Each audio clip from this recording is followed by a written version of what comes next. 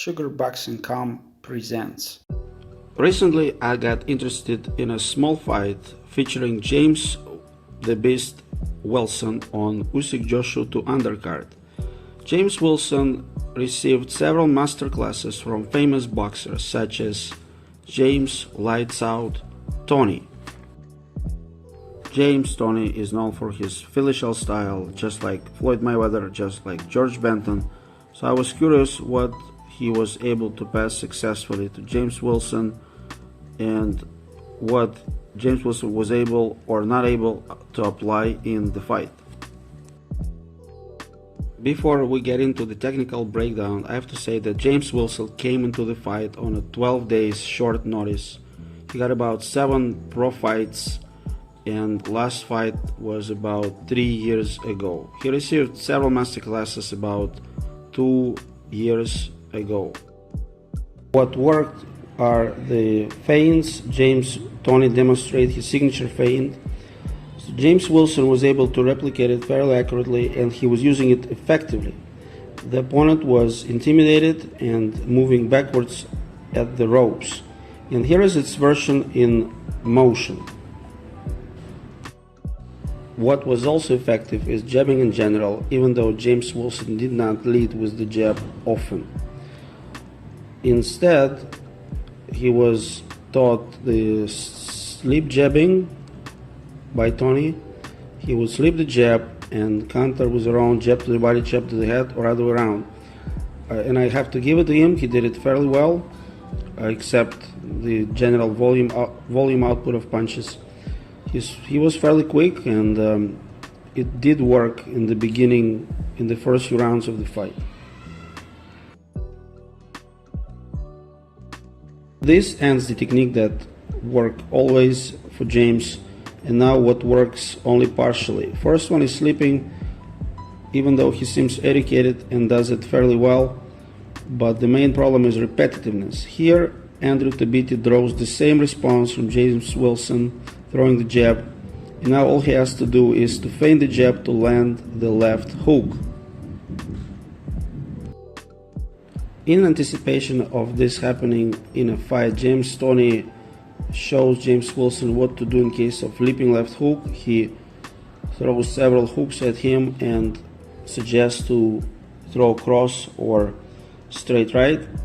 None of it was done by James Wilson in a fight. He was simply crouching and pivoting out, so he's unable to counter with his own punch, like in this example. So only once James Wilson did a roll under the left hook from right to left, which is not good enough. So here James Toney teaches him to step to the outside while rolling, avoiding left hook and putting himself in a position for a right counter. Only once something like this was done by James Wilson, but it was not good enough. In round 2, maybe after receiving instructions from his corner, James Wilson changed his slipping technique, slipping pattern.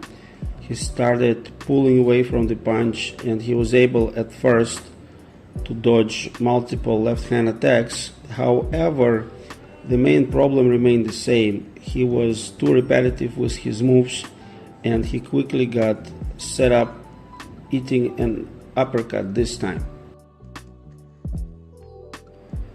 In round 3, maybe for reasons of being tired or try something new, James Wilson dropped his hands, switched to the flicker jab, and started reminding of what James Toney would do in the ring in his Philly shell.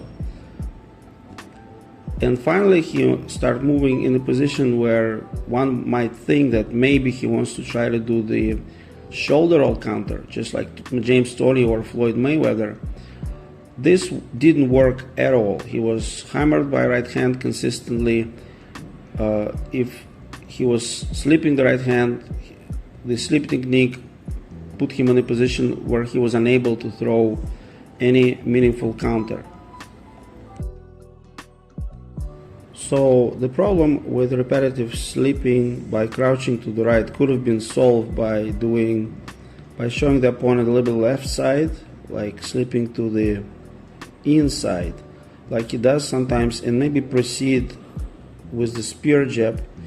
So maybe James Wilson didn't feel comfortable doing it, and it did pose a threat to the opponent, who was in a squared up high guard stance, to throw occasional spear jab between the guards. This is something James Wilson could have added to his game to be more effective in the ring.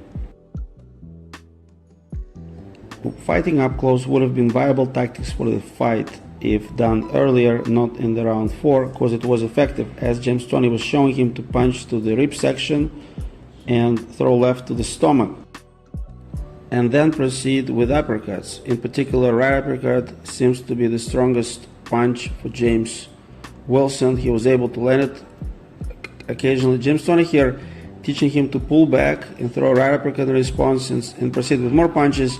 At least James Wilson was able to throw an uppercut, and he was unable to do a follow-up with left hook and maybe right cross, as James Toney was trying to teach him.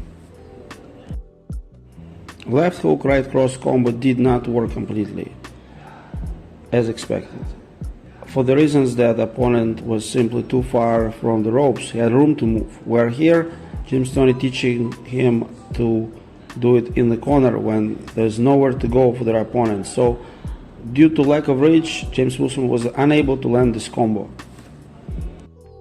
Due to lack of powerful punches landed, James Wilson stopped being a threat to the opponent in round 5.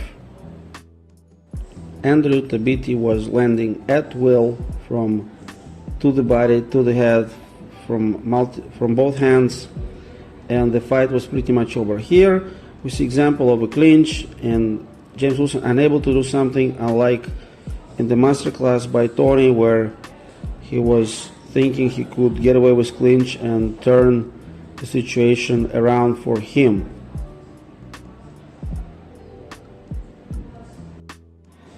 Here James Wilson tried different guard, but was unable to maintain its integrity and got stunned with multiple hooks. Finally, comparing the fight to the training footage, we see this naive view that one can throw more than 2 punches and make it meaningful. It just simply doesn't work. It reminds you of kids fantasizing fighting a champion, where they think that they're just gonna throw this 10-punch combo and it will be over for any opponent, while in reality 1, 2, maybe 3 punches is the best most of fighters can do. I do believe Toney in his prime was able to fight in this way, but not James Wilson. He is just a bit too inexperienced for this right now. Again, no disrespect to Toney, no disrespect to Wilson. We simply assess the moves and techniques. I'm sure Toney has a good intentions, trying to give the best he could offer, but the level of teaching didn't match the level of the student at that time.